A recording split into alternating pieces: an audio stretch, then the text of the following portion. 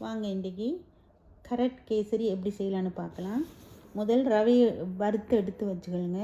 பிறகு கஜுவையும் ப்ளம்ஸையும் வறுத்தெடுங்க. 1 cup ரவைக்கு 2 cup பால் எடுங்க. 1/4 cup சீனி எடுங்க. நீங்கள் மிச்சம் உங்களுக்கு ஸ்வீட் வேணுமெண்டா நீங்கள் உங்களுக்கு அளவாக போட்டுக்கொள்ளுங்க. 1/4 டீஸ்பூன் ஏலக்காய் எடுங்க.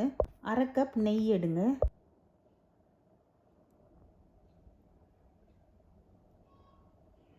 கரெக்டை நல்லா வறுத்தெடுங்க.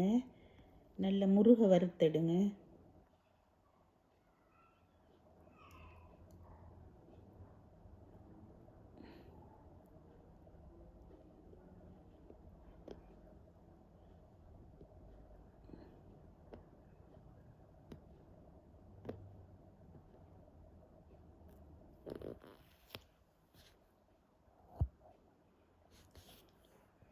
இப்போ ஒரு பிரட்டிட்டு எடுத்தீங்கன்னா கரட் கேசரி ரெடி. செஞ்சு பாருங்கள், நல்ல டேஸ்ட் ஆகிக்கும்.